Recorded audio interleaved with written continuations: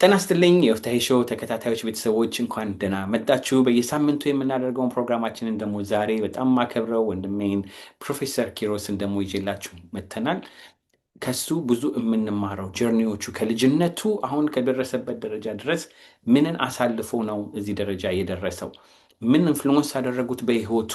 ስለዚህ ትንሹንም ቴዎድሮስን አውቀን አሁንንም ደግሞ አደልት ሆኖ ለእኛ ሊያስተምረን የሚችል በህብረተሰባችን የሚሰጠንንም ትምህርት ለመማር እንድንችል እንግዲህ ዛሬ አብረን ከልጅነት ወደ አደልቱድ የምንሄድበትን ጀርኒ እንግዲህ እንጀምራለን ማለት ነው። ፕሮፌሰር ኪሮስ በጣም ማከብርህ ወንድሜ፣ ይህን እድል ሰጠኸኝ፣ በቤትህም ደግሞ ጋብዘህን አብረን ተቀምጠን ይህን መስራት እንድንችል እድሉን ስለሰጠኸኝ በጣም አመሰግንሃለሁ። ፕሮፌሰር ኪሮስ እንኳን ወደ ዮፍታሔ ሾው በደህና መጣህ። እንኳን ወደ ዮፍታሔ ሾው ስለጋበዝከኝ በጣም ነው የማመሰግነው። የማከብረው የምወደው የምማርበት ፕሮግራም ስለሆነ እዚህ መገኘቴ በጣም ደስ ብሎኛል። እግዚአብሔር ይስጥልኝ። በጣም እናመሰግናለን። እንግዲህ ስኬት ሲባል አሁን ያየነው ፊት ለፊታችን የምናየው ሳይሆን ብዙ ውጣ መውረድ አለና፣ ግን መጀመሪያ ማወቅ የምፈልገው እስኪ የትንሹ ቴዎድሮስ ማን ነበር? ከትውልድ እስከ 10 ዓመት ብለን ትንሽ እየከፋፈልን ምን ላይ ነበር ትንሹ ቴዎድሮስ የሚያተኩረው የነበረው? እና ስለ ልጁ ልጅነት ስለ ቴዎድሮስ ንገረን እስኪ። የት ነው የተወለደው? ምን አይነት ልጅ ነበር በዛ ሰዓት ላይ? በጣም ቆንጆ ቆንጆ ጥያቄ ነው። ወደኋላ እየመለስከኝ ነው። እኔ ያደግኩት የተወለድኩበት አገር አስመራ ኢትዮጵያ ነው። ሁለት ቀዳማዊ ኃይለ ሥላሴ ትምህርት ቤቶች ነው የነበሩት። አንደኛው ኤሌመንተሪ ስኩል ነው፣ ሁለተኛው ሃይ ስኩል ነው። እዛ ነው የተማርኩት እና በዚያ ወቅት በአጋጣሚ ሆኖ አስተማሪዎቼ ስራዬን በጣም ይወዱት ነበር። ደህና ተማሪ ነው የነበርኩት ማለት ነው። እና የቴዎድሮስ ጽሑፍ ሲጻፍ ይነበብ እያሉ ሁልጊዜ የሚጠይቁኝ አስተማሪዎች ነበሩ እና የመጽሐፍ ፍቅር ያስተዳድሩልኝ የተከሉልኝ እነሱ ናቸው። እንዲያውም አስታውሼ በሕይወታቸው ካሉ ለመሰግን እፈልጋለሁ። እና አጀማመሬ እንደዚህ ነበር። ደስ ይላል፣ ደስ ይላል። እንግዲህ ስለዚህ ከልጅነት ጀምሮ አንባቢ ነበርክ ማለት ነው። ትንሹ ጸሐፊም ነበርክ ማለት ነው። ጥሩ አጀማመር ነው።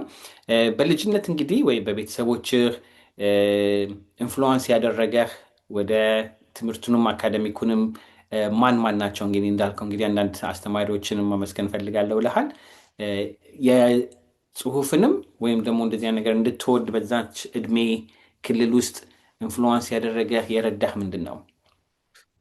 አንድ በጎረቤታችን የአሜሪካኖቹ የጽሁፍ የንባብ ቤት ነበር እና እዚያ የሄድኩ በየቀኑ አነብ ነበር።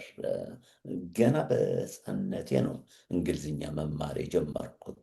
በጣም ወደው ነበር ቋንቋው እና ጓደኞች ደግሞ በተለይ አሁን የታወቀ አፍሪካ ወርልድ ፕሬስ የሚባል ፓብሊሸር የሆነው ካሳሁን ቸኮል ከዚያ ወቅት ነበር እማውቀው እና እሱም የእንግሊዝኛ ወዳጅ ነበር እና እኔና እሱ ጊዜ እየተገናኘን እዚያ ላይብረሪ ሄድ ነበር የምናነበው እና በዚያ ጊዜ ይሄ ነው የሚባል ኢትዮጵያዊ የተከታተልኩት ኢትዮጵያዊ አልነበረም በዚያ ወቅት። እንዲያውም አብዛኞቹ እኔን የማሰብ የፍልስፍና ፍቅር ያሳደሩብኝ ነጭ ጸሐፊዎች ነው የነበሩት እና የእነሱን ጽሁፍ ነበር ማነበው። ማስታውሰው ደግሞ የጽሁፍ ፍቅር በጣም ስለነበረኝ ልክ እንደነሱ ለመጻፍ እታገል ነበር። አንድ ጽሁፍ አወጣና ደጋግሜ እሷን የጻፏት እጽፋታለሁ ደሜ ውስጥ እስከምትገባ እና እንደዚህ ነበር ብዬ የመጽሐፍና የፍልስፍና ፍቅር ማሳደር የጀመርኩበት መንገድ ይሄ ነበር። እንግዲህ ከልጅነት ጀምሮ ፍልስፍናን ገብተህበታል ማለት ነው። ከዛ ሃይ ስኩል የት ነው የተማርከው? ይሄ ቀዳማዊ ኃይለ ሥላሴ ሃይ ስኩል ነው የሚባለው አስመራ። ሁለቱም የነበሩት አንደኛው ነው፣ ሁለተኛው ደግሞ ሃይ ስኩል ነው። ጎን በጎን ናቸው፣ ጎረቤቶች ናቸው እና ከአንዱ ጨርሼ ወደ ሌላው ነው የሄድኩት እና ቀዳማዊ ኃይለ ሥላሴ ሃይ ስኩል ነበር የተማርኩት። ኦኬ። ከዛ ወደ ኮሌጅ እዛው ኢትዮጵያን የተማርከው ወይስ ወደ አሜሪካን የወጣኸው? ቀጥታ ወደ አሜሪካ ነው የመጣሁት። ይገርምሃል፣ አዲስ አበባ ዩኒቨርሲቲም አልገባሁም። አንድ ለልጆች ደስ የሚል ነገር ልንገራችሁ።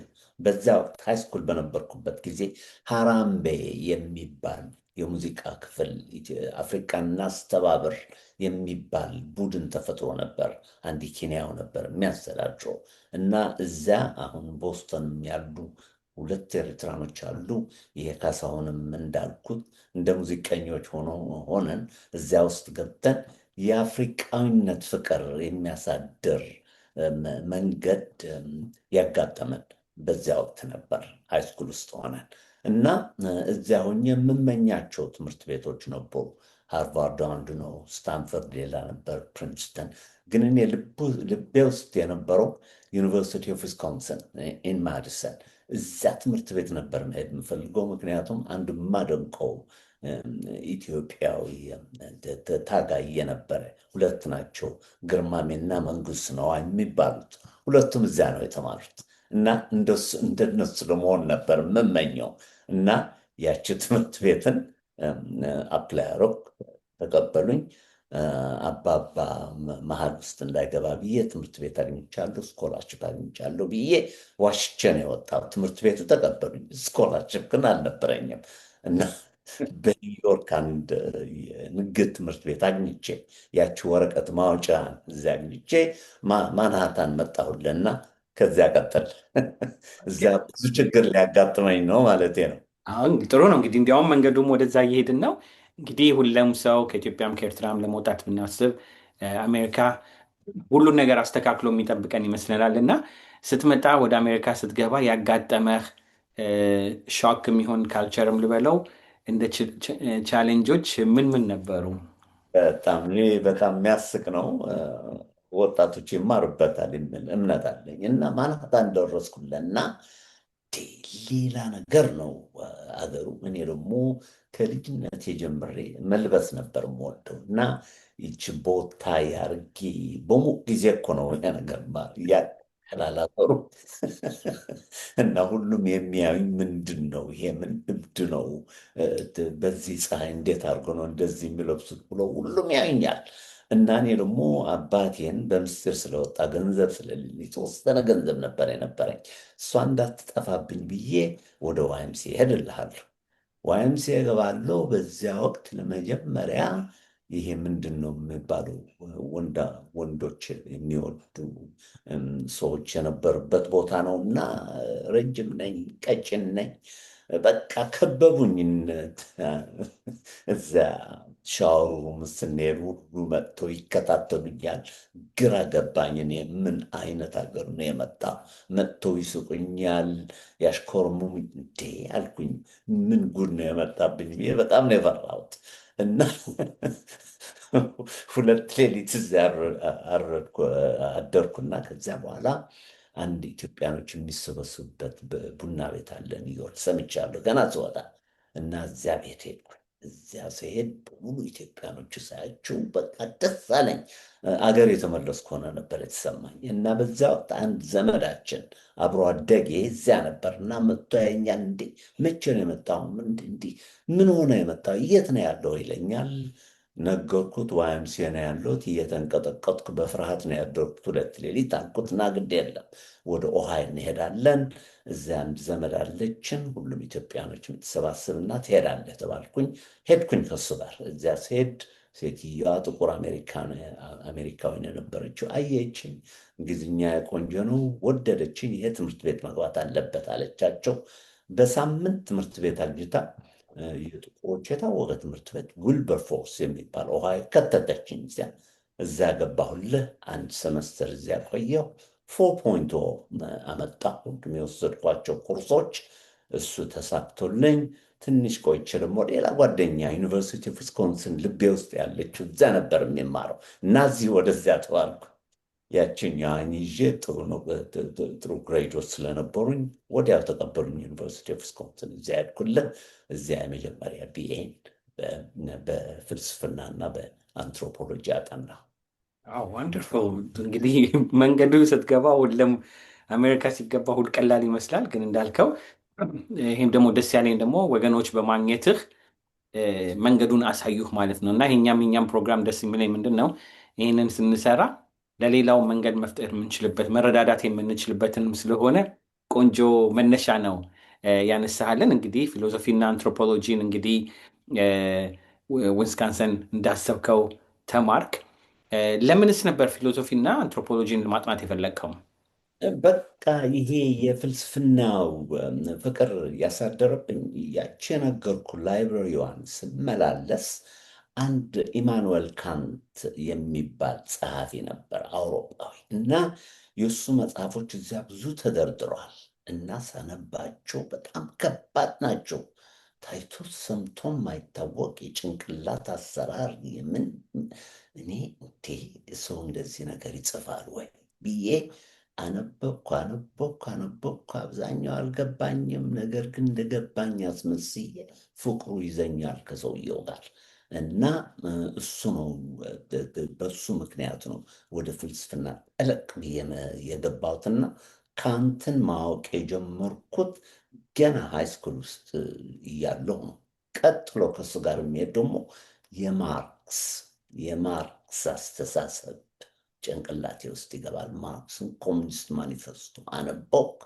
እንዲህ አልኩ፣ ለካ ሀገራችን የሁሉ ችግር፣ የሁሉ ድህነት፣ የሁሉ መጨነቅ ምክንያት አለበት ብዬ ጭንቅላቴን አሁን ማርክስ ብጥብጥ አድርጎታል እና ካንትና ማርክስ ጭንቅላቴ ውስጥ እየደነሱ ናቸው የሚውሉት። ግራ ነው የገባኝ። አባቴ ሀብታም ነው። ድህነት የሚባል ነገር ቤተሰባችን ውስጥ አልነበረም። ግን ዙሪያችን ግን በድህነት ተከብቶትና እንዴ አባቴም ሳይቀር ነው መጥላት የሞከርኩት። እንዴ ለካ ሀብታሞቹ ናቸው ለእነዚህ ድሆቹን የሚያጨንቋቸው ያሉት ብዬ በቃ ልቤ ውስጥ ገባ ሀዘኑ እና እሱን ለማስተካከል ቋንቋ ሁሉ መለወጥ ጀመር። የሀብታሞች ጠላት መሆን የጀመርኩት ከዚያ ጀምሬ እና እሱ እስካሁንም አልለቀቀኝም ለማለት ይቻላል። በቃ ደሜ ውስጥ ነው የገባው። ዓለምን ለመለወጥ ድህነትን ለማጥፋት በዚያ ወቅት ነው የተጀመረው እና ከፍልስፍናው ጋር ካንቱ ጭንቅላት እንዴት እንደሚሰራ ያስተምረኛል። ማርክስ ደግሞ ጭንቅላትም ለመስራት የማያችሏቸው ጉዳዮች ሰዎቹን አንዳንዶቹ እንደሚማሩ የሚያደርግላቸው እንደኔዎቹ እድለኞቹ፣ ሌሎቹ ደግሞ ማዕት ችሎታ ያላቸው ድህነት ውስጥ የሚቃጠሉ ያሉ ሰዎች የፈጠረው ለካ ሰው ነው የነሱን ህልምና ፍላጎት የሚቆርጠው ያለ የሚል አስተሳሰብ መጣብኝና ከዚያ ጀምሬ ቀስ በቀስ መጻፍ ጀመርኩ እና የሁለት ፈላስፋዎች እስካሁን አልለቀቁኝም። እንግዲህ ጥሩ ነው።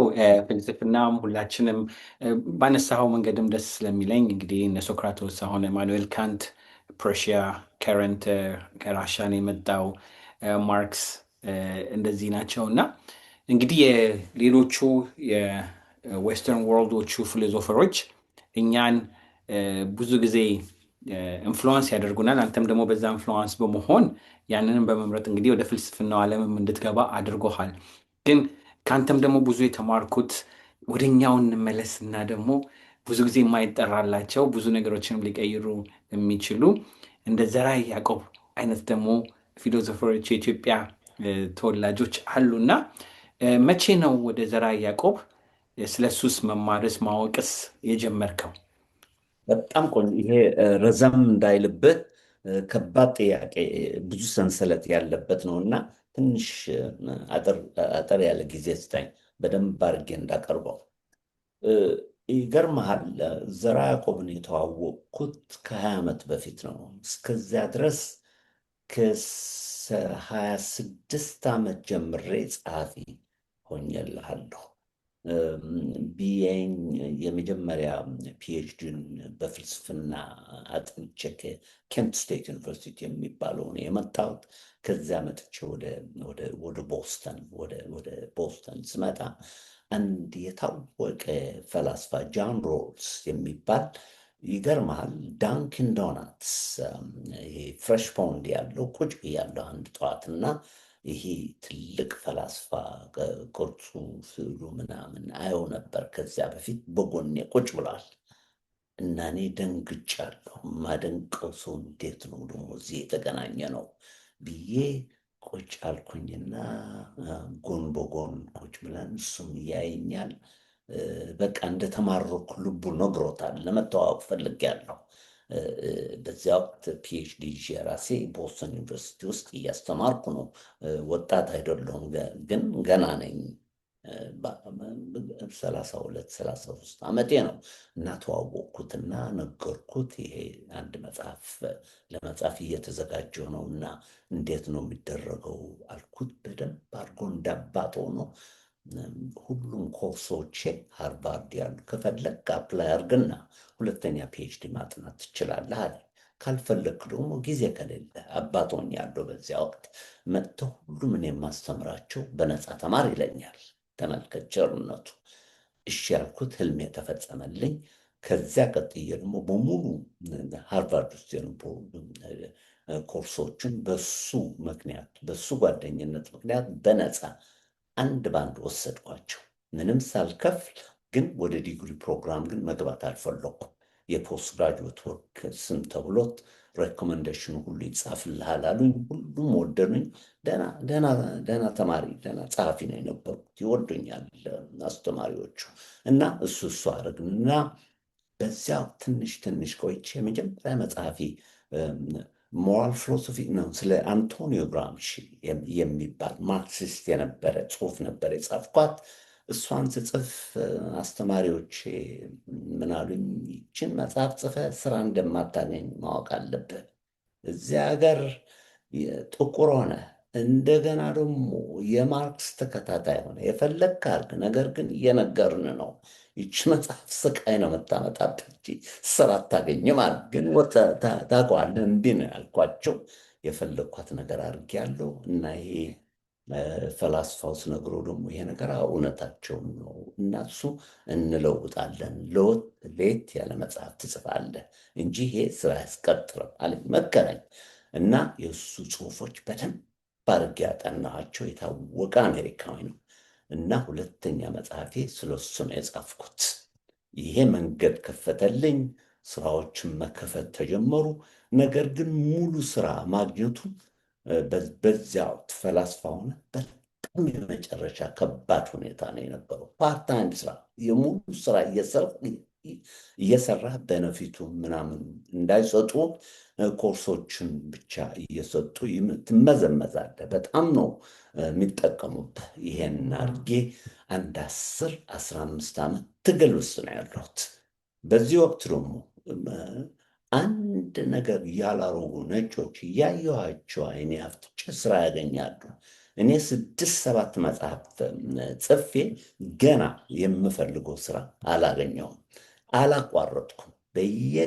በየቀኑ አንድ ባህል ነበረኝ። 2 ገጽ ብቻ ነው የምጽፈው። 2 ገጾች ሳልጽፍ ተኝቼ አላቅም እና በየዓመቱ አንድ መጽሐፍ፣ በ2 ዓመቱ አንድ መጽሐፍ እያመጡ መጽሐፎቹ ተደመሩ። ቀስ እያልኩ ዝናዬ መዘርጋት ጀመረ። ጃን ሮልስ የጃን ሮልስ ተማሪ ነው ተብሎ ስሜ ተሰጠኝና መንገዶች እየተከፈቱልኝ መጡ።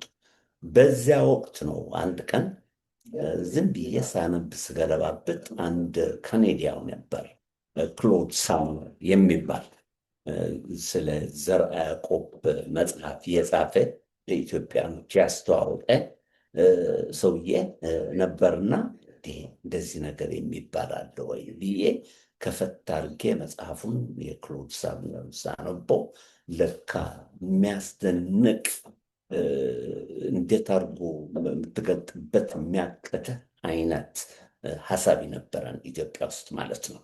ከዚያ ወቅት ነው እኔ ስለ ዘርዓ ያዕቆብ መጽሐፍና ማንበብ የጀመርኩት። አላቋረጥኩም። ደጋግሜ 2 መጽሐፍ ስለ ዘርዓ ያዕቆብ ጽፌያለሁ። አሁን ከሚያስኮሩኝ ነገሮች ካሉ አንተም ራስ ጉግል ውስጥ ገብተህ መፈተሽ ትችላለህ። ዘርዓ ያዕቆብን በደንብ አድርጌ የኢትዮጵያዊ ሀሳቢው ዓለም ውስጥ አስተዋወቅኩት። በርክሊ ኮሌጅ ኦፍ ሚውዚክ 20 ዓመት አስተማርኩት። ብራውን ዩኒቨርሲቲ አስተማርኩት፣ አስተዋወቅኳቸው። ኤመርሰን አስተዋወቅኳቸው። ቦስተን ዩኒቨርሲቲ አስተዋወቅኳቸው። አሁን የትም ላይብረሪ ሄደ የዘርዓ ያዕቆብ ስም ቁጭ ብሎ አሉ ከሚባሉት ዓለም ፈላስፋዎች ተደርጓል። እግዚአብሔር ቸር ነውና እዚህ አድርሶኝ አሁን በዚህ ባለሁበት እድሜ የምኮራበት ይሄ ፈላስፋ ለወጣቶቹ ለሚመጡት እቁሮቹ ፈላስፋዎች ነበሯቸው እንዴ የሚባለው ጥያቄ ጉራ መንዛት አይደለም። በትህትና ነው የማቀርበው ያለው መልስ ተሰጥቷቸዋል። ክሎድ ሳልኖሩ እንደ ነጭ ሆኖ ነው ያቀረበው። እኔ ደግሞ እንደ ኢትዮጵያ ሆኜ ሳቀርበው እንደምታስበው ብዙ ኢትዮጵያኖች ምሁራን የሚባሉ ብዙ ችግር ነው የፈጠሩብኝ። ብዙ ቦታ እየጋበዙ እምቢ አልኩኝ። እኔ አልሄድኩም እንጂ ዘርዓ ያዕቆብ ኢትዮጵያዊ አይደለም ይለዋል። አንድ ነጭ ነው የጻፈው ብሎ ነጮች የዘረጉት ወሬ ደማቸው ውስጥ ገብቶ እኔን ሊጠይቁኝ ሊመረምሩኝ የፈለጉ ብዙዎች ሰዎች ነበሩ። እኔ ግን እዚያ ውስጥ መግባት አልፈለግኩም። ኢትዮጵያ መሆኑን ወዲያውን ያወቅኩት እኔ ባህሌን አውቃለሁ፣ ጽሁፎችን አውቃቸዋለሁ። ይህም ዝም ብዬ ጀርባዬን የሰጠኋቸው ዋጋም አልሰጠሁትም እንጂ ብዙ ቦታ ነበር የምጋበዘው ይህን ነገር እኔ በቃ ሳቅኩባቸው። ያስፈላጊ ጥያቄ ነው ወይ? የእኛ ነው ተብሎ ውስጥ ያለው መመርመር አይቻልም ወይ? የእኛ አይደለም ነጭ ነው ብሎ ዝም ብሎ ከንቱ ነገር ከመግባት እዚያ ውስጥ ያለው ጽሁፍ ሰው ነው የጻፈውና ብዙ ነገር የሚጎድለውም አለ የማይጎድለውም፣ እሱ መመርመር አይሻልም ወይ ብዬ ይህን ሁሉ ትቼ እዚህ ቦታ ነው ያለሁት። አሁን በሙሉ ስራ ይሆን ስለ ዘርዓ ያዕቆብ ብቻ ሳይሆን ወደ ግብፅ ነው የተመራሁት። ከግብጾች ጀምረህ ነው ወደ ዘርዓ ያዕቆብ ብትመጣ። ዘርዓ ያዕቆብ ዝም ብሎ ራሱ ከህዋ አይደለም የተፈጠረው፣ ታሪክ ያለበት የፍልስፍና ታሪክ የሞላበት ነውና እሱን አሁን የ23ኛ መጽሐፌ ውስጥ ይህን አርዕስት አሁን እየመረመርኩ ነው። ረዘም ነው ያረኩብህ። መዓት ነገር ነው ያለውና ጠያይቀኝ፣ ግድ የለም እንቆራርጠዋለን። የሚያስፈልግም ነገር ስለሆነ ነው እና እንዳልከው እንግዲህ አብዛኛውን ጊዜ የኛ ስራ ወይ የጥቁር ስራ ሲሆን ዘሎ ወደ ነጭ መውሰድ የሚወስድበት መንገድ ብዙ ትልቁም ችግር ስለሆነ አንተም ደግሞ ዘርዓ ያዕቆብን ሁላችንም እንድናውቀው ስላወጣኸው በጣም ደስ ብሎኛል። ሌላ ጊዜ እንዲያውም ሰፋ ባለ መንገድ እንድንሰራው። ግን ለዛሬው ፕሮግራም እንዲያመቸን ዘርዓ ያዕቆብ ለፊሎዞፊው ዓለም ሁለት ነገር ብለዋል ብለህ ብትል የሰጣቸው ብትል ብዙ ስለሚሆኑ ሁለት ነገሮችን ሰው ሲያስታውስ ዘርዓ ያዕቆብን ሲያስታውስና የእነዚህን የሁለት ሀሳቦች የፊሎዞፊ ሀሳቦች ብትል ምን ይሆናሉ? ብጠቅስልን ሁለቱ ነገሮች ብቻ። ቆንጆ ጥያቄ ነው የጠየቅኝ። ዋናው መሰረታዊ ዘርዓ ያዕቆብ ያለው ባጭሩ ሁሉም ፍጡራን ከሆኑ ፈጣሪ ያላቸው፣ ይህ ፈጣሪ ደግሞ በእኛ ቋንቋ ጌታ እግዚአብሔር እንለዋለን። ይህ ፈጣሪ ለሁላችንም ሳያዳላ ነጭ ነህ፣ ጥቁር ነህ፣ ረጅም ነህ፣ አጭር ነህ ሳይል ጭንቅላታችን የሚያንቀሳቅስ ኃይል ሰጥቶናል ይላል። ሁላችንም አንድ ሳይቀር አንድ የሚያደርገን ዓለማዊ አነጋገር ነው ይሄ። የጭንቅላታችን ውስጥ ገብቶ ጌታ የምንሰራበት የምናስብበት ምክንያታዊ ኃይል ሰጥቶናል። ዋናው ይሄ ነው። በዚህ መንገድ ስትሄድ ይሄ ድሃውም ይሁን ሀብታሙም ይሁን ነጩም ይሁን ቀዩም ሁሉም ይቺ የምናስብባት መሳሪያ ጌታ ወዶን አክብሮን ሰጥቶናል። እሱን ከተጠቀምንበት በስነ ስርዓት ስህተቱ ይቀነሳል፣ ኑሮ ይመቻቻል። ሰው ከሰው በሰላም ጦርነት ውስጥ ሳይገባ እየተግባባ እየጠየቀ እየመለሰ ሊያስኑሮ የሚችል መሳሪያ ጌታ ሰጥቶናል። እንጠቀምበት። አንደኛው። ሁለተኛው ዘርዓ ያዕቆብ የጻፋት መጽሐፍ በጣም አጭር ናች። እንዲያው 27 ገጽም አትሞላ። የእሱ የሚያስተምሮ የነበረ ተማሪ ነው። ጌታ ለምን አትጽፍም? ብዙ ነገር ነው የምታውቀው እና ለምን አትጽፍም? ሀሳብህን ለምን አታቀርብም ብሎታል። በዚያ ወቅት ዘርዓ ያዕቆብ ኢትዮጵያ ውስጥ በነበረበት ጊዜ ጀዙዊቶቹ መጥተው ኢትዮጵያን ወደ ካቶሊሲዝም በሚለውጡበት ጊዜ ነው የተወለደው እና እሱ ደግሞ እንዴት ሊሆን ይችላል? እኛ እኮ የራሳችን ባህል ያለን ፍጡራን እኮ ነን። እንዴት ብናንስ ነው ባንከበር ነው እነሱ እንደኛ ሰዎች መጥቶ የሚለውጡን? የእኛ ባህልስ የእኛ ሙያስ የሰጠን ጌታስ ማን ይጠቀምበታል ብሎ ብዙ ነገር ሲያወራ አንድ የአገሩ ልጅ አሁን እንደሚደረገው ነው አንድ አፈኛ ነገረኛ ተመራማሪ ሰው ተፈጥሯል እዚህ ሀገር ይላቸዋል ጀዙዊቶቹ። እና አንድ ነገር አድርጉበት፣ አትለወጡ ክርስቲያኖች አትሁኑ እያለ ኢትዮጵያኖቹም እየሰበካቸውና አንድ ነገር ማድረግ አለባችሁ አላቸው። ይሄ ሰማ ዘርዓ ያዕቆብ ሌሊት በቃ ትንሽ ነገር ይዞ መጽሐፍ ቅዱስ ብቻ ነው ይዞ ወደ ዋሻ ሄዶ ተደበቀ። እዚያ ውስጥ ሆኖ ነው ይች 27 ማትሞላ ጽሑፍ ያቀረበ እና እዚያ ውስጥ ምን ይላል? 85 ጊዜ ቆጠርኳቸው። ልቦና ይላል። ምን ለማለት ነው የፈለገው? ይሄ ራሳችን እየተጠቀም የምንኖርበት መሳሪያ የሰጠን ጌታ ሰውነታችን በሙሉ የፈጠረው እሱ ነው። ሁሉም ቦታ ነው ያለው። ነገር ግን አንድ ቦታ ደግሞ አለች ጌታ የምትገኝባት የጌታ ቤት ናት የሚላት ዘርዓ ያዕቆብ። እሷ ደግሞ የሰው ልብ ናት ይላል። ልብ ጌታ ስትፈልጉት ልባችሁን መርምሩ።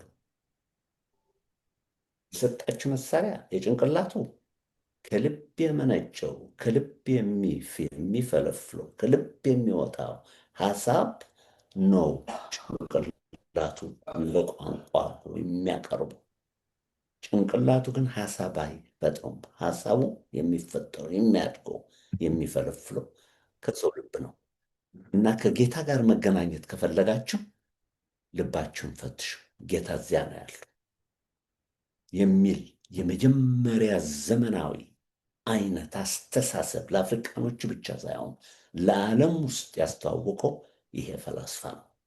ዴካርት የሚባል ፈረንሳዊ እንደሱ ጥያቄ ጠያይቆ ግን ምን አለ? አይ እኔ መጀመሪያ ጌታ መኖሩና አለመኖሩ ማረጋገጥ አለብኝ።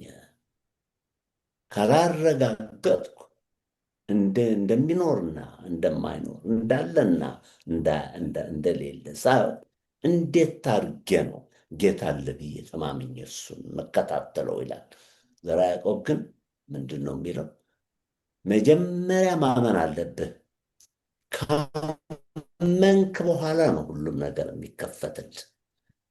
ጌታ አለ ወይስ የለም የሚባል ጥያቄ ሰው ሊመልሰው የሚችል ጥያቄ አይደለም። ሰው ለማድረግ የሚችለው ጌታ አለ ተብሎ አምኖ ለጌታው ልብ ውስጥ ያለ ጌታ እየጠየቀ ሲከፋው፣ ሲደሰት፣ ሲፈልግ፣ ሲሞኝ እዚያ ውስጥ ገብቶ ሲጠይቅ ነው ሰው የሚሆነው ብሎ ከዴካርት ጋር የተለያየ አስተሳሰብ ይፈጥራሉ። ሁለቱም የሚያምኑት ጌታ ይቺ ጭንቅላት ይቺ መሳሪያ ሁላችንም ሰጥቶናል። የሚለያዩት ግን ዴካርቱን ከማመኔ በፊት ጌታ አለ ወይስ የለም ብዬ መመራመር አለብኝ መጀመሪያ። ዘርዓ ያዕቆብ የሚለው ይህ መመራመር ማን ሆኜ ነው እኔ ጌታ አለ ወይስ አለም ብዬ መመራመረው? በአምና አይሻልም ወይ? ካመንኩ በኋላ አይደለም እንዴ ጌታውም ራሱ ከፈለገ እንዳለ የሚያስተዋውቀኝ ስፈልጎ ሳንኳኳ የሚመልስልኝ ጌታ አይደለም ወይ ብሎ የዴካርትን ጥያቄ ዘመናዊ ጥያቄ የመለሰው ለመጀመሪያ ጊዜ በዓለም ፈላስፋነት ዘርዓ ያዕቆብ ነው። ለሁለተኛው ነው እና በጣም በጣም ደስ ይላል። ምክንያቱም እንግዲህ ሁሌ እንደምናወራው የሌሎቹን አሁን እሱ ዘርዓ ያዕቆብ አይ ቲንክ በፈረንጆች አቆጣጠር 1600 አካባቢ እስከ 1692 መሰለኝ የኖረው እና በዛን ሰዓት ላይ ያሉትን ፓራሌሎች ኤንላይትመንት የተባሉትን ፊሎዞፊ የኢሮፒያን ኤንላይትመንት እናወራለን እንጂ ከአፍሪካ ከኢትዮጵያ በብዙ መንገድ ስንማርም አናየውም እና አንተ ዘርዓ ያዕቆብን ወደ ፊት ለፊት እንዲመጣ ካደረግካቸው ሰዎች እንዲያውም ፕሮፌሰር ኪሮስ ተብሎ ሰርች ሲደረግ ጉግል እንኳን የዘርዓ ያዕቆብ ስራዎች የሚመጡት በአንተ ምክንያት ስለሆነ በኢትዮጵያን ስም በሙሉ በጣም ላመሰግንህ እፈልጋለሁ። እና ይሄ ልቦና ያልከውን አይ ቲንክ የመጽሐፉም መጀመሪያ የተጻፈው አይ ቲንክ 1667 መሰለኝ ሀተታ የሚለው እና ኢንኳሪ በእንግሊዝኛ ይህንን ሁሉ ከሱ የምንማረው በግዕዝም የተጻፈበትን መንገድ አይ ቲንክ ካነበብኳቸውም ከአንተም ካየሁት ይህንን ሪሰርች ለዚህም ሳዘጋጅም የአንቲ ስሌቨሪን መጀመሪያ ከተቃወሙት እንዲያውም አንቲ ስሌቨሪ እንትኑ አብሶሉት ኢኳሊቲ ተብሎ ከወጣበትም በፊት ጀምሮ መጀመሪያ ስራዎቹ መሀል ዘርዓ ያዕቆብ ነው ይህንን ስሌቨሪ ራሱ የተቃውሞ የወጣና ይህንን የመሰለ ፊሎዞፈር በሀገራችን የተወለደ ኢትዮጵያዊነቱን ማክበር እና እያንዳንዱ ትምህርት ቤት መማር ያለበት እያንዳንዱ ልጆች ደግሞ ማወቅ ያለባቸው ስለሆነ እንደገና ደጋግሜ በኢትዮጵያን ስም ላመሰግን እወዳለሁ፣ በአፍሪካን ስንም። ምክንያቱም ቀላል አይደለም ይሄን ሪሰርች አድርጎ በዚህ መንገድም የገባህበትም ፊሎዞፈርም የሆንክበትም ከካንትም ጋር ብለህ ያልከው እነዚህ አያያዙህን ግን ተመሳሳይ አስተሳሰብ እሱ አፍሪካ ሆኖ በሚጽፍበት ሰዓት ላይ እነ ዴካርት ዩሮፕ በሚጽፉበት መንገድ ኦልሞስት ተመሳሳይ የሆኑ አንዳንድ ነገሮቻቸው አሉ፣ ግን በዛው ልክ ደግሞ እንደ ፊሎዞፈር የሚቃረኑትም አሉና በጣም ነው። ሌላ ጊዜ እንዲያውም ስለ ስፔሲፊክሊ ዘርዓ ያዕቆብ ላይ ብቻ እንኳን ብንሰራ ፕሮግራም ደስ ይለኛል እና ተንትኖ ፊሎዞፊውን ለማወቅ ትክክል ነው አለም ለማለትም ብቻ ሳይሆን መኖሩን ራሱ ከሌላው ትምህርት ቤት ጋር መማር ያለብን ነገሮች ስለሆኑ እሱን በጣም አመሰግናለሁ። ተመልሼ ወደ አንተ ልምጣና እንግዲህ ቅድም የዘለልነው የመጀመሪያውን ዲግሪህን እንደሰራህ ነው እና ወደ ፒኤችዲ ለመሄድ የገፋፋህ የትምህርቱ ሜጀሩ ነው ወይስ ማለፍ የፈለክበት ወደ ማስተማር ለመሄድ የፈለክበት ከውስጥህ የመጣ ፍላጎቶች ናቸው ወደ ፒኤችዲ ሊያደርሱህ የቻሉት? የገፋፋህ ምን መንገዶች ናቸው? በጣም ቆንጆ ጥያቄ። እዛ ከመሄዳችን በፊት አንድ ነገር ጨመር ላርግበት። የዘርዓ ያዕቆብ ጉዳይ አንተም ደስ ይልሃል፣ ኢትዮጵያኖቹም ደስ እንዲላችሁ ስለምፈልግ ነው። በተለይ ሴቶቹ የዘርዓ ያዕቆብ ከዋሻ ወጥቶ ንጉሱ የክርስቲያንነት ትግሉ ሲያልቅና ኢትዮጵያ ወደ ቦታ ከተመለሰች በኋላ ጊዜውን አይቶ ወጥቶ ከመንደር ከዚህ ወደዚያ ሲል ቤት ሲፈላልግ አንድ ሀብታም የሚባል ሰው ነው ያገኘው እና ተዋወቁና ግድ የለም ቤቴና ልጅህን ታስተምርልኛለህ ብሎ አመጣው። በዚያ ወቅት በአጋጣሚ ሆኖ ሰራተኛ ነበረቻቸው እዚያ። ዘርዓ ያዕቆብ ገና ወጣት ነው፣ አላገባም እና ሰራተኛ ወደዳት እና ለጌታው ሄዶ ጌታዬ እቺ የተቀደሰች ሴት ላገባ ትፈልጋለሁ ይለዋል። አይሆንም፣ ይሄ እንዴት ማለት ጥሩ ነው፣ ይች እኮ ሰራተኛ እኮ ናት፣ እንዴት አድርገህ ሰራተኛ ታገባለህ አለው። አይ ጌታዬ ሰራተኛ መሆኗ ድሮ እንዳልኳቸው ከእሱ ጋር እናያይዘ፣ እሷም ፍጡር ናት። እግዚአብሔር አንድ አይነት የጭንቅላ መሳሪያት ነው የሰጠን። እሱ እየተጠቀመች ንጹህ ልብ ያላት የዋህ ናት አላት። ስለ ቁንጅናዋ አልተናገረም። የዋህነቷና ደግነቷን ነው ያደነቀው። እኔ እሷን ነው የምፈልገው ብሎ ለመጀመሪያ ጊዜ በዚያ ወቅት በኢትዮጵያ ውስጥ ሰራተኛ የምታገብበት እንዲያም ከሱ የባሰ ነው ስም የተሰጣት። እሱ መድገም አልፈልግም በቴሌቪዥን ውስጥ፣ ሁላችሁም ግን ይገባናል የሚል ተስፋ አለኝ። አታገባም ተብሎ ተከልክሎ ያገባ በክብር በፍቅር አንድ ጊዜ ብቻ ነው የታመመ ነው የሚባለው። አንድ የታመመ በ93 ዓመቱ ነው የሞቱት። እሷ ነከባት። ያደነቃት ደግነቷ፣ ቸርነቷ፣ ባህሪዋን ነው። ይሄ ለእኛ ኢትዮጵያኖች ሴቶች በተለይ እንድትኮርበት እፈልጋለሁ። ስትመረጡ እንደ ሰዎች መጠን በዚህ ብትመረጡ ነው የሚሻለው ባይ ነኝ። ይሄ ፈላስፋ እንደዚህ አድርጎ ታሪክ የሰራ ፈላስፋ አገራችን ውስጥ ተወልዶ አድጎ ጽፎ ሞቷልና እንድታወቁት ብዬ ነው። አሁን ወደ ጠየቀኝ ጥያቄ ልመለስ። እዛ ላይ እንዲያውም ጥሩ ስላነሳ ሌላ ጊዜ የምናወራበት በተለየ ነበር እና እኔም ከገረሙኝ ሳነባቸው እሱ ነው እና የስሞቹን ማመራረጥ የሚስቱ ስም ካገኘሁት ሂሩት ትባላለች እና እንዳልከው ሄዶም ዌልዚ ባን ሰራ ሲባል የሀብታሙም ሰውዬ ስም ሀብቱ ነበር እና እሱንም እያሰብኩኝ ነበረ ሀብታሙ የተባለው ከሀብቱ ጋር እና አልፎ እንደ ኢኳሉ አያት ነው የሚለው እና ምንም ነገር ከዚህ ነች የመጣችው ሳይሆን እንዲያውም ለሱ ለሚሰራው ላደረገው ፊሎዞፊ ትልቅ ሮል እንደተጫወተች ነው የሚናገረው እና አምግላድ እዚህ ላይ ማንሳትህና ይሄንን መናገርህ ስሟም ሂሩት መሆኑንም ሰው በዛው እንዲያውቀው ብዬ ነው እና አመሰግናለሁ። ይህንን ፓርት ብዙም ሊያስተምር ይችላልና የሚቀጥለው እንዳልኩት በደንብ ተንትነን ስለዛ ያዕቆብ እናወራበታለን። ወደ አንተ ተመልሰን እንዳልከው እንግዲህ ምን ገፋፋ ወደ ፒኤችዲ ለመድረስ የሚለው ላይ እንመለስ። እዛ የፈለግኩት ሁኔታውን አየሁትና እንኳን ፒኤችዲ ሳትይዝ ፒኤችዲውም ይዘህ 6 መጽሐፍ ጽፈን በኢትዮጵያዊነት ምክንያት ስለ ቀለም ማውራት ይቀርና ማታገኝበት አገር ውስጥ ነው የመጣሁት። እኔ እንኳን አንድ የመጀመሪያውን ዲግሪ ይዘህ 3-4 ከምረህ ይዘህ መጽሐፎቹ ጽፈህ አንድ ቦታ ስራ የምትጠይቅ ማታገኝበት ሁኔታ ስለነበረ ምን አልኩኝ እኔ እስቲ ልሞክር። እንግዲያውስ መጀመሪያው የሚያስፈልገው አገር ውስጥ የሚከበረው ዩኒቨርሲቲ ውስጥ ገብተህ የምታስተምርበት ዲግሪ እስቲ እንደሱ የእሱ ላምጣ እንጂ እሱ የሁኔታ የአገሪቷን ባህል ባይኖር ኖሮ በእኔ አስተሳሰብ በዛ በነበርኩበት ጊዜ አስቤ በሞያዬ በጭንቅላቴ መታወቅ ነው የምፈልገው እንጂ ምን ወረቀት አለ ምን ወረቀት የለም ብዬ ተጠይቄ እንድቆጠር አልፈልግም ነበር። ነገር ግን ሰው ሆነ ማትለውጣቸው ነገሮች ነበሩ። የቶሎ ብዬ ገባኝና ይችን ዲግሪ ሰው መርጬ ያልኩት ጆን ሮልስ ባያጥፈኝ ኖሮ እዚህ ቆሜ እንኳን እስከ ዊሊያምስ ድረስ ለመድረስ የትም ቦታ ቆሜ እንደሰው መንቀሳቀስ አልችልም ነበር።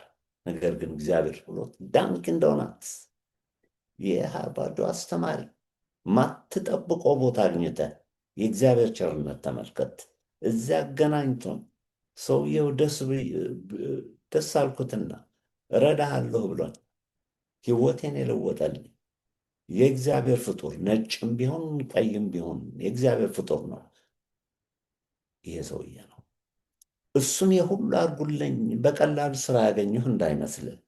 20 ዓመት ነው ያገለገልኩት በፓርታይም ተቆጥሬ 6 መጣቶች ጽፌ 6 የቱም ቦታ የመጀመሪያ ስራ ያገኘሁት ላስቃችሁና አንድ ራቅ ያለ ቦታ ነው። አንድ ቦታ ይሆንና ጻፍኩኝ እና ተባልኩኝ። ሄዳለሁ እዛ አለቅየው ያየኝና እንዲህ ብሎ ያየኛል። ምንድን ነው የሚያይ ሰው ብዬ እኔ ገርሞኛል። ቀስ ብሎ እየፈራ ኢዝ ኤሪትሪያ ኢን ግሪስ ይለኛል። ተመልከት ጥያቄው። ኢዝ ዮር ኔም ግሪክ? ደገመልኝ። ቴዎድሮስ ኪሮስ ነው የምባለው። አይደለም ኢትዮጵያዊ ነኝ። አፈዘዘ ሰውየው። ግን ውስጥ ገብቻለሁ። ስራ ሊሰጠኝ ነው።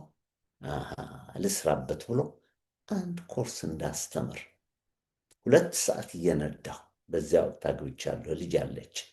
የሄድኩኝ ይቺ ስራ ሰራሁ። ሁለተኛ ጊዜ አልተገበዝኩም። ምክንያቱም እዚያ በሙሉ ያሉ እንደ ዝንጀሮ ነበር የሚያዩ።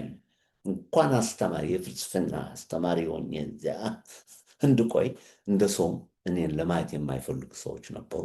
ሰውየው ከበደው በጣም። ሁለተኛ ጊዜ አልተጋበዝኩም፣ አልተመለስኩም። እና የሁሉን ለማሸነፍ ነው ወደ ትምህርታዊ ወረቀቱን መያዝ አለበት። ባጭሩ ተግባባን።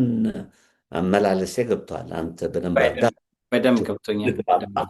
ተፈልጎ አይደለም። ሰው በወረቀት አይደለም መፈረድ ያለበት፣ ሰው በችሎታው ነው መፈረድ ያለበት። ግን ይህ እኮ ህልም ነው። የማን ሆኜ ነው እኔ ለነጮቹ ደግሞ እንደዚህ አድርጉ ብዬ የምመክራቸው? እንዲህ ቢሆንልኝ ኖሮሞ እንደነ ዘርዓ ያዕቆብ እኮ ፒኤችዲ እኮ አልነበራቸው። ዓለም የሚያንቀጣቅጥ ፈላስፋ እኮ በቃ ተራ ሰው እኮ ነው የነበረው። አብዛኞቹ የአውሮፓኖቹ ፈላስፋዎችም እኮ እነ ሶክራቲስ ራሳቸው እነ ፕሌቶ ራሳቸው እኮ ዲግሪ የሚባል ነገር እኮ አያውቁትም። ተመራማሪዎች ሆነው ፍላጎቱ ኖሯቸው ችሎታ ኖሯቸው በትዕግስት ነው የሁሉ መጽሐፍ ጽፎ ዓለም ሁሉ የሚያከብራቸው። ፒኤችዲውን የምናገኙ ሰዎች ሁኔታውን የፈጠሩልን ፒኤችዲ የሌላቸው ሰዎች ናቸው የነበሩ። ነገር ምክሬ እያዘንኩ ነው የምለው ለህዝቦቼ የምላችሁ ግን ወረቀቱ ግን ላይ መድረስ ከፈለጋችሁ፣ እንደ ሰው እንድትታዩ ከፈለጋችሁ ከችሎታ ጋር መሆን ያለበት፣ ከትዕግስት ጋር ከስነ ስርዓት ጋር ነው መሆን ያለበት። ነገር ግን ወረቀት ማግኘት በጣም አስፈላጊ ነው። እንግዲህ ምክንያቱም እዛም ደረጃ ለመድረስ የፈለግበትም ያው ክሬደንሻሉን እንዲኖርህ ነው እና ቬሪ ጉድ። ሶ እንግዲህ አሁን ያለህበትን ቦታ እንግዲህ ብዙ መጽሐፎችን ጽፈሃል በአስተማሪነት እንግዲህ ቁጥሮቹ ሌሎቹን በደንብ እናገራለን። ምን ያህል መጽሐፎች ነው የጻፍከው እስካሁን? እስካሁን ድረስ ጉራ እንዳይመስል እንጂ 23 መጽሐፎች ጽፌያለሁ። አሁን ደግሞ 3 መጽሐፎች ተዘጋጅተዋል። የመጨረሻው መጽሐፎች ይሄ አብሮ አደጌ ካሳሁን ቸኮለ የግድ ያንተ ታሪክማ ጥሩም መጥፎም መውጣት አለበት ብሎ መሟር መጽሐፍ አለብህ ብሎን አንደኛው መጽሐፍ እሱ ነው። ሁለቱ ደግሞ ኖቨሊስት ነኝ። በነገሩ ብዙ ሰው የሚያውቀኝ ግን በፍልስፍና ነው እንጂ ኖቨሊስትም ነኝ። 2 ኖቨሎች አሳትም ያለው አሁን ደግሞ 2 እየተጨመሩ ናቸው። አልቋል፣ ተልቋል። እነሱ ደግሞ ሊወጡ ናቸው። ሌላው ደግሞ ከዘርዓ ያዕቆብ ወጣሁና ወደ ግብፅ ተመልሻለሁ። ወደ ከመት። ግብጾቹ ምን አይነት ፈላስፋዎች ነው የነበሩት? ይህ ፍልስና የሚባለው ብዙ ሰው አያውቀውም እንጂ የተፈጠረው እኮ ከመት ነው የሚባለው የነበረው። ግብፅ ያሉት ነጮቹ ናቸው። እዚያ ነው ፍልስፍና ለመጀመሪያ ጊዜ ቄሶች ነው የፈጠሩት።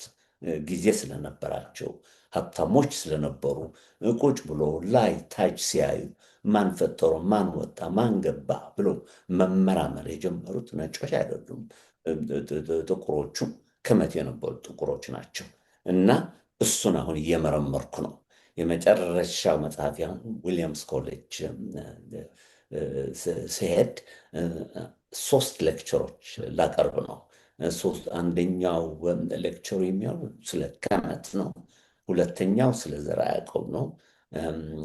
ሶስተኛው ደግሞ አሁን እንደምለው አንድ አለ መዓት የሚባል ጉደኛ አስተሳሰብ ነበራቸው ከመታዎቹ የሚሉት እነሱ። ይሄ ልብ ውስጥ ትገባና ከልብህ ጋር ጌታ እዚያ ነው ያለው እና እነሱም ጌታ ያምኑ ነበር። ስትመራመር ደግነት፣ እውነት መናገር፣ ፍቻ ያለው መፍትሄ ለሰው መስጠት መማር የሚቻለው ስታደርጋቸው፣ ቸር የምትሆነው ቸር ነገር ስታደርግ ነው፣ ደግ የምትሆነው ደግ ነገር ስታደርግ ነው የሚባል አንድ መዓት የሚባል ነገር ፈጥሮ ነበር። እንደ ሴት ነው የምትመስለው። እና ጥሩ ጥሩ የኖሩ ኃላፊነታቸው የፈጸሙ መሪዎች የነበሩ ከመቲያኖች እነዚህ ከመቲያኖች ምን ይላሉ? ተመርጠው ወደ እኛ መንግስት ሰማያት የምንለው ወደ ጥሩ ቦታ የሚሄዱት መሪዎች ይህን ነገር ሲያሟሉ ናቸው። ደጎች ሲሆኑ፣ ቸር ሲሆኑ፣ እውነታማ ሲሆኑ ናቸው የሚባል አቀራረብ ለእኛ ህዝብ ያስፈልገናል። አሁን ከሊበራሊዝሙ ወጥተን ከኮሙኒዝሙ ወጥተን በልብ የሚመራ ልባቸውን እየተከታተሉ ከልብ አውጥቶ መምራት የሚችሉ መሪዎች መፍጠር አለብን።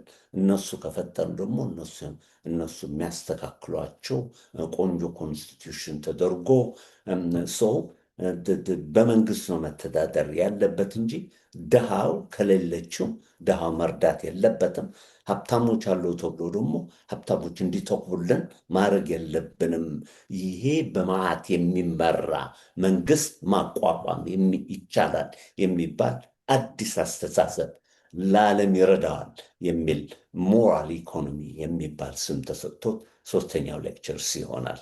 ይሄ ዊሊያምስ የሚደረገው ነው። የሚቀጥለው ዓመት 1 ዓመት እዚያ ሄዳለሁ እና ይህን ነገር ሰርቼ ይቻል አዲስ መጽሐፍ እግዚአብሔር ከመረጣት ተጽፋ ትቀርባለች። መለስ እንግዲህ 23 እንግዲህ 26 ልንገባ ነው ማለት ነው። ብዙ ስራዎችን ነው፣ ቀላል አይደለም።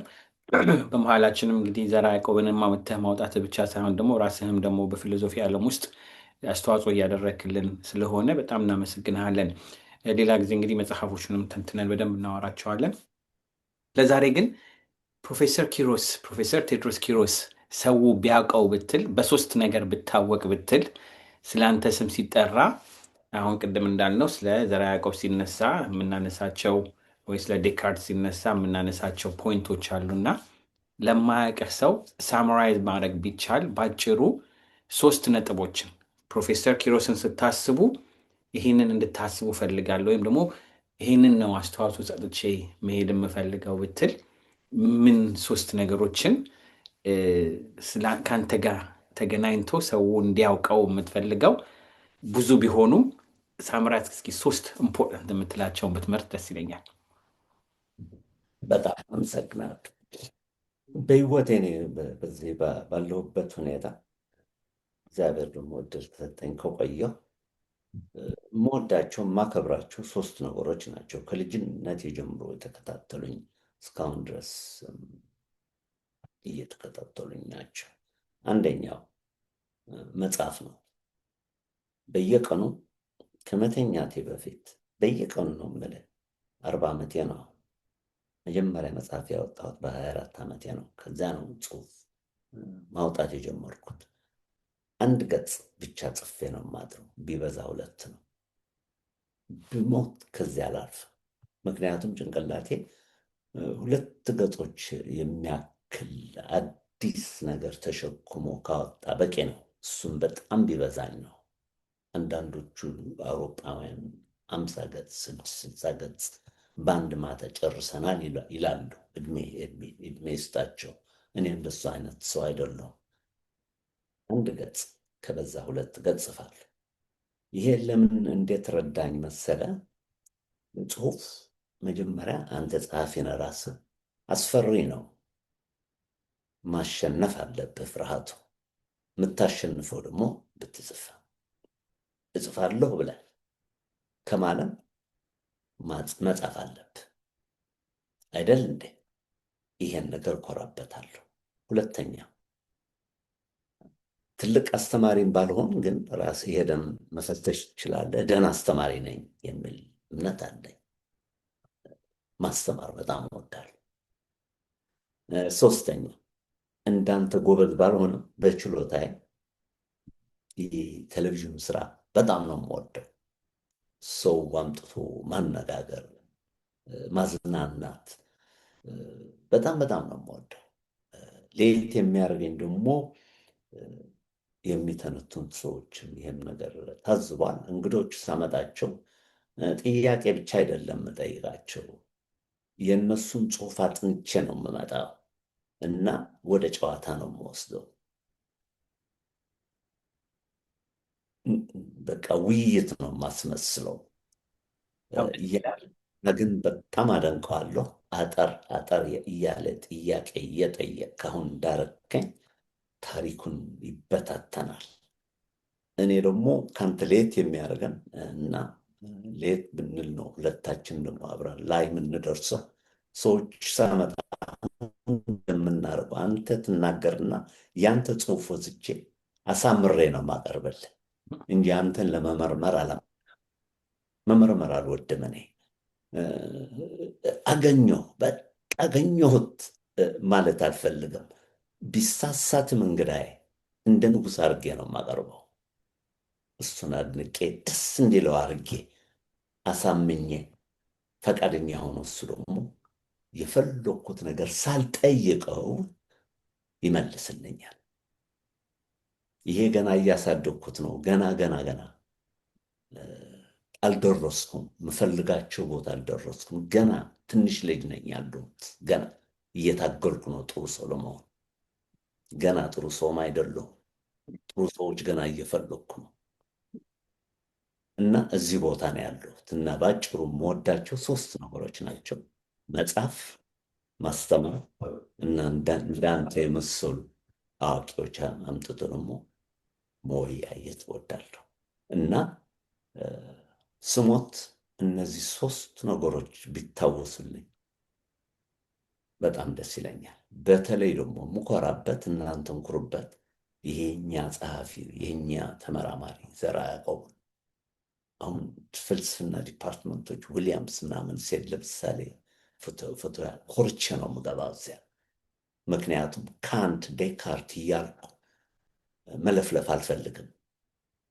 ኢትዮጵያዊ አፍሪካዊ ጸሐፊ ነው የማቀርብላቸው። ዊሊያምስ ሄጄ ስንት ተማሪ አሁን ጭንቅላትን ላንቀሳቀስ ነው እዚያ። ይሄን ይዘው የኔን ስህተት አርመው የት የሚደርሱ ተማሪዎች ለመኮትኮት እግዚአብሔርን በየቀኑ ጸሎት እያደረኩለት ነው እዚያ ሄዶ እንዲሳካልኝ። ከጌታ ወጥተህ ጌታን ካላከበርክ ከዘርዓ ያዕቆብ የተማርኩት ነው የትም ቦታ አትደርስም። ጌታ ደግሞ በብዙ አይን ነው የሚመጣ። ብዙ ስም ነው ያለው። ግሪኮቹ አቶምራ ይሉታል፣ ክርስቲያኖቹ እግዚአብሔር ይሉታል፣ አስላሞቹ አላህ ይሉታል፣ አንዳንዶቹ ደግሞ ቡዳ ይመስላል፣ ብራማን ይመስላል ይሉታል። ይሄ ፈጣሪ እንደ ፍጥረቱ ስሙ መጨረሻ ያለው መዓት ስም ነው ያለው። ይሄ ብቻ ነው ስሜ የሚል ፈጣሪ አይደለም። ሁሉም ስሜ ነው። ሁሉም ልጆቼ ናቸው። ሁሉም ነው የምወዳችሁ፣ ሁሉም ማከብራችሁ የሚል ፈጣሪ ነው ያለ። እንዴት ግለኞች ነኝ እኛ ፍጡራን! ይሄ ነገር ብናውቅና ብንጠቀምበት ከዚህ ሁሉ ስቃይ ዓለም እናወጣት ነበር። ድህነቱም እናሸንፈዋለን። ደግነቱ ይዘረጋል። አዲስ ሰው ይኮተኮታል። ይሄን ለማድረግ ግን መጀመሪያ ዘርዓ ያዕቆብ ያስተማረኝ ጌታን አለው ብሎ ማመን ነው የሚያዋጣው እንጂ አለ ወይስ የለህም ብዬ ዴካርት እንዳበደው አላብድም። እኔ ደስ ብሎኛል። አቀራረብህም በደንብም በዚህም ብቻም ሳይሆን በብዙ ዘርዓ ያዕቆብን በጨመረ እያልኩ ነበር በልቤና 3ቱን ስለምትናገር ደፍንሊ አንባቢ ጸሐፊ ነህ፣ አስተማሪ ነህ። እንዳልከውም ደግሞ ከሰው ጋር ኢንተራክት አድርጎ እንደዚህ ውይይት የምታደርግበት ብዙ ነገሮች የሰራሃቸው ስላሉ በጣም ነው የማመሰግንህ። ኩራቱም የእኛም ስለሆንክ ደግሞ እንኮራባሃለን። ዘርዓ ያዕቆብን አውጥተህ እንዳልከው ዴካርትን መጥራት የለብኝም፣ ሶክራተስን መጥራት የለብኝም፣ የራሴን የጥቁር ሕዝብ ማሳወቅ እችላለሁ ስላልክም ራሱን የቻለ ፓወር ነው እና ይሄ እንዳለ ሆኖ በአሁኑ ሰዓት ላይ አንድ ሃይ ስኩል ያለ ተማሪ ወይ ኮሌጅ ያለ ፕሮፌሰር ኮሬሮስ የደረሰበት ደረጃ መድረስ እችላለሁ ፈልጋለሁ ብሎ ቢያስብ ተመራማሪ ለመሆን ፊሎዞፈር ለመሆን በዚህ መንገድ ለመሄድ ቀላል ጀርኒ አይደለም እና ጥያቄ ላይ ላለ ሰው ተማሪ ወጣት ላለች ወጣት 2 ምክር መምከር እፈልጋለሁ ብትል ምን ታድርግ ምን ያድርግ የሚለውን 2 ምክር አይኖ ረጅም ቢሆንም አጠር አድርገህ በሁለት መንገድ ምን ምክር ትሰጣለህ? በጣም ጥሩ ጥያቄ ነው የጠየቀኝ። ማምንበትም አንደኛው የትም ቦታ ለመድረስ ህይወት ያስተማረኝ ትዕግስትና አማርኛው እየጠፋኝ ነው፣ ደጋግሞ መከታተል አስፈላጊ ነው። አንዳንዶቹ ወላጆች ይመስላቸዋል፣ እኔም በተወሰነ ጊዜ አሸንፎኛል። ልክ ነው። ጌታ ሁላችንም አንድ አይነት ኃይል መሳሪያ ነው የሰጠ፣ ምክንያት የምንጠቀምበት ነው እንዳልኩት ሆና፣ ነገር ግን ካልበት ዋጋ የለው።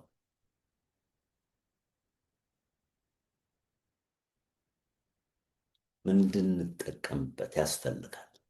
የመጣ ቢመጣ የሆነ ችግር ቢያጋጥም አንድ ቦታ ለመድረስ ከፈለግ ከትግል መውጣት አንችልም። ህይወት ራሱ ትግል ነው። በቀላሉ የሚመጣ ነገር በቀላሉ ነው የሚፈርሰው። በትግል የሚመጣ ነገር ግን ቆይታለሁ፣ ምክንያቱም ጌታም ይመርቀዋል። እና ሁሉም ወጣቶች አሁን ባላችሁበት ቦታ ሆናችሁ የሆነ ስራ ስትቀጠሩ መንገድ መጥረግም ቢሆን በፍቅርና ጌታን በማስደሰት እንደ ስራ አድርጎ ይዞ መታገል አስፈላጊ ነው። ይህ ዋና ቁልፉ፣ የሁሉም ህልም ቁልፍ ፈቺ ይህ አስተሳሰብ ነው። መስራት፣ አለመናቅ። ስራ አይናቅም። ጠራጊ መከበር አለበት። ያጠራርግም እኮ መንገድ አለው እኮ። በደንብ አድርጎ የማያጠርግ አለ፣ በደንብ አድርጎ የሚጠርግ አለ።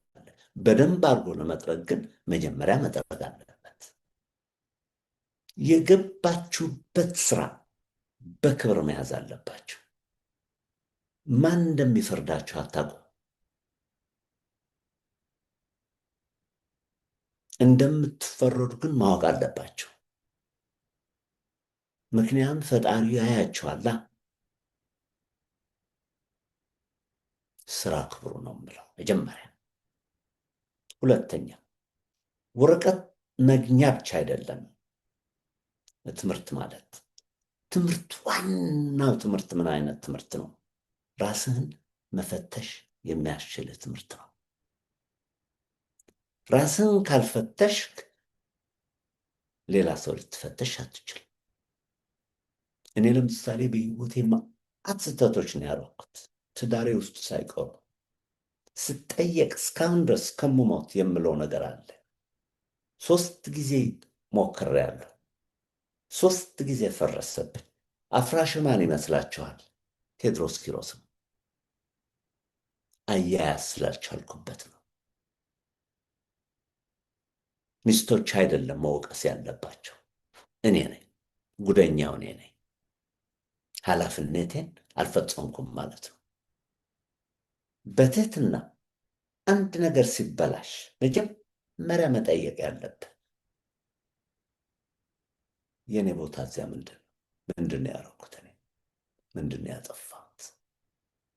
እንጂ ሰውማ ጥሩ ማድረግ ነው የሚያቅተው የሚበረታው እንጂ መሳሳትማ ተፈጥሯዊ እኮ ነው። ሰው እኮ ተሳሳች እኮ ነው። የማ ማወቅ አለበት። ማንም ከማንም እኮ የሚሳሳትና ማይሳሳት ሰው እኮ የለም። ስህተቶች ይለያያሉ። ነገር ግን ሰው በተፈጥሮ ተሳሳች ነውና እሱን ተቀብሎ ጸሎት ማድረግ ያለብን ጌታ ዛሬ ጥሩ ሰው አድርገኝ ብሎ በጠዋቱ ብንነሳ እና እሷን እያስታወስን ጥሩ ነገር ቀኑን በሙሉ ስናደርግ ጥሩ ሰዎች ሆነን እኮ ነው ከዚህ ዓለም የምናልፈው። እና ወጣቶች የምላችሁ ራሳችሁን ሁልጊዜ ፈትሹ። በጣም ትልቅ ምክር ነው። ራስን መፈተሽ፣ ስራ ለመናቅ፣ በጣም ትልቅ ትምህርት ነው ያስተማርከን። እንዳልኩት ብዙ ነገር ከዚህ ውስጥ ማውጣት እንችላለን። ወደ መጨረሻም ፕሮግራም እየደረስንም ስለሆነ እ፣ በዚህ እድሜ ብዙ የሰራሃው ስራዎች አሉ እዚህም የደረስከውና እስካሁንም ደግሞ እንደገና 3 መጽሐፍ ለመጻፍም እየተዘጋጀህ ነው እና በጣም ኢንስፓየሪንግ በሆነ መንገድ ነው በብዙ የምታቀርበው እና ህልሜ ቢሳካልኝ ሰው ቢያቅልኝ ብለህ እንደ መሰጅ ሆፕፉል የሆነ መሰጅም እንግዲህ ለህዝባችን የምታስተላልፈው መልእክት ምን አለ? በጣም ቆንጆ። ይሄ እንኳን ይሄ ከልቤ አውጥቼ ነው። እንደማይሆንልኝ ደግሞ አውቃለሁ። ሁሉም ነገር እግዚአብሔር ክብር ይስጥ። በሚቻለኝ መጠን አድርጌያለሁ። እንደ ጸሐፊ መጠን፣ እንደ አስተማሪ መጠን፣ እንደ የቴሌቪዥን አቅራቢ የምመኘው በዚህ እድሜ በቀረችኝ ግን እግዚአብሔር ብለው አገሬን ተመልሼ የትምህርት ቤቶች ኃላፊ መሆን እመኛለሁ። ይሄ ግን እንደማላገኘው ደግሞ አውቃለሁ። ጓደኞች የሉኝም፣ ብዙ ሰው አላውቅም እና ይሄ ህልም አይሆንልኝም። ቢሆንልኝ ግን እኔ ከመሞት የምፈልገው ስራ ኢትዮጵያ ውስጥ ገብቼ ታይቶ የማይታወቁ ትምህርት ቤቶች ያሉን አስተካክዬ ኢትዮጵያ ውስጥ ሆኖ ከዚያ ሳይወጣ የሚማርባቸው ትምህርት ቤቶች አዘጋጅቼ ከዚያ ዓለም ብላይ እንዴት በጣም ደስ ይለኝ ነበር። ግን እዚያ ደግሞ በር የሚከፍትልኝ ሁኔታ አይደለም ያለ ነው። የመጨረሻ ህልሜ ግን ትልቅ ህልም ነው። ማሰቡም ሊሳካም የሚችል ነገር ነው። እንግዲህ ከእግዜር ጋር መተው ነው ዋናው። ይህን ሁሉ ችሎታ ይዘህ እንዳልከው አንድ በመጽሐፍም አቅርበህልናል፣ እንደዚህም ደግሞ በመቀረጽም የሚቻላቸውን ነገሮች ደግሞ ማቅረብ እና እንዳልከው ደግሞ ምኞትህም ደግሞ በትምህርት ነው ብዙ ነገር የሚቀየረው እና ትምህርቱ ላይ አተኩረን ማስተማርም መማርም የምንችልበትንም ህብረተሰብ መፍጠር መቻል እና ለየት ባለ በራሱ ቋንቋ በራሱ ባህል ተምሮ ይህንን የመሰለው ይህን ሁሉ እውቀት ይዘህ ተመልሼ የሀገሬን ትምህርት ቤት ማስተካከል እችላለሁ ፈልጋለሁ ያልክበት ትልቅ ነገር ነው። ምክንያቱም በአሁኑ ሰዓት ሁላችንም ኢትዮጵያ ተምረን ስንወጣ ብሬን ድሬን ነው። ያንን ሁሉ እውቀት ነው ይዘን ወደ ሌላ ሀገር ሄደን የምንሰጠውና አንተ ደግሞ ሰብሰብ አድርጌ ተመልሼ እዛ ላይ መስራት እፈልጋለሁ ስላልክም እኛም እንመኛለን፣ እንጸልያለን ይህንን መንገድ እንዲሳካልህና ፕሮፌሰር ኪሮስ ጊዜህን ሰተኸኝ በሕይወትህ ይህንን ሁሉ ስላስተማርከኝ ስላከበርከኝ እግዚአብሔር ያክብርህ እላለሁ። ድንገት ያልጠየቅኩህ ካለ ወይም መናገር አለብን ከመዝጋታችን በፊት መደምደሚያ ይሆናል ብለህ የምታስበው ነገር ካለ ለህዝቡም ለእኛም አንተም ቋጭተህ መዝጊያ የሚሆን ሀሳብ ብትሰጠን ደስ ይለኛል። እኔ እንዳም ማለት የምፈልገው ከልቤ አጥቼ አንተ ያቀራረቡ ችሎታ ስላለ ማቃቸው ቢበዙም ቢያንሱ ለማቅረብ ያስቻልከኝ ደግነት and your brilliance ሁለቱም ተሸክሜ ነው ያልኳቸው ነገር ለማለት የቻልኩት። ማት ስህተቶች ያሉባቸው ብዙ የሚጎድሏቸው መልሶች ናቸው። ነገር ግን ለመመለስ ሞክሬያለሁ። እድሉ ስለሰጠኝ በጣም አመሰግናለሁ። እኔ በጣም ነው የተማርኩት፣ ብዙም እማራለሁ። እድሉንም ደግሞ አግኝቼ ከአንተ ጋር እንደዚህ ቁጭ ብሎ ማውራቱ ለዚህ ለኢንተርቪው እና ለሌላውም እንዲደርስ ብቻ ሳይሆን በሕይወቴም ልትቀይረኝ የምትችላቸውን ነገሮች ብዙ ነገሮችን መማር እንችላለን እና ሰውን መቀበል ማክበርን አሁን ሁለቱ መጨረሻ እንኳን የተናገርከው ለአዲስ ተማሪዎች ብቻ ሳይሆን ለሁላችንም ስራን አለመናቅና ራስን መፈተሽ እነዚህን ካደረግን እኮ ካለንበት ችግር ራሱ ከጦርነቱ ከጥላቻው መውጣት የምንችልበት መንገድ ነው እና እኔ ወንድሜ ያስፈልገኛል፣ እህቴ ታስፈልገኛለች። ሁሌም እንደምንለው እዚህ ፕሮግራም ላይ የወንድሜ ጠባቂ ነኝ የእህቴ ጠባቂ ነኝ ብለን ብናድግ ከራስ መመርመር ሌላውን ይሄን አረግ አላረገችም ብለን እነሱን ከምንቀንስና እነሱን ሚዛን ላይ ከምናወጣ መጀመሪያ ራሳችንን ፈትሸን ሚዛን ላይ ከተቀመጥን በክርስትናውም ዓለም የተደረገ ነውና ራሳችንን ፈትሸን ለሌላውም መሆን የምንችል ህይወት እንድንኖረን ማስተማር፣ አስተማሪ፣ ኮንሲስተንሲ ያልከው ብዙ ነገሮችን ነው። እኔ እንግዲህ ጽፌ ይህንን ተመላለሼ ለራሴ ማየት የምፈልገው መስማት የምፈልገው ፕሮግራም ነው። ሌላ ጊዜም ደግሞ ሰፋ አድርገን መስራት የምንችልበት መንገዶች ስለሚመጡ በጣም አመሰግንሃለሁ። ስለዚህ ፕሮፌሰር ኪሮስ ለሰጠህን ለሆንክልን ለምትሆነው ነገርም ደግሞ እግዚአብሔር ይባረክ እላለሁ እና ጊዜ ስለሰጠህን በጣም አመሰግንሃለሁ። ተመልካቾች እንግዲህ ፕሮፌሰር ኪሮስ ሪፖርትን በመከታተል ከዚህ በፊት የሰራቸውን ፕሮግራሞች ማየት እንድትችሉ እሱም ደግሞ እንደ ዘርዓ ያዕቆብን አይነት ሰው እንዳወጣልን እሱም ደግሞ ወጥቶ ጎልቶ በእኛ ህብረተሰብ መታየትና መታወቅ ያለበት የእኛም ፊሎዞፈር የእኛም ኢትዮጵያዊ ወንድምና አባት ስለሆነ እኛም የምንኮራበት ወንድማችን ስለሆነ ደግሞ ለእኛም ትልቅ ክብር ነውና ይህንን ሰው ተከታትላችሁ አብራችሁን ስለቆያችሁ በጣም እናመሰግናችኋለን። ለዛሬ እንግዳ አዲስ የሆናችሁ የዮፍታሔን ሾው ሰብስክራይብ በማድረግ ለሌላውም እንዲዳረስ ታደርጉ ዘንድ ደግሞ እንጠይቃችኋለን። የሚቀጥለው ፕሮግራም እስከምንገናኝ ድረስ ደህና ሁኑልን። እግዚአብሔር ይባርካችሁ እላለሁ። በሰላም ግቡና ውጡ። ሀገራችንን ሰላም ያርግልን። መልካም ጊዜ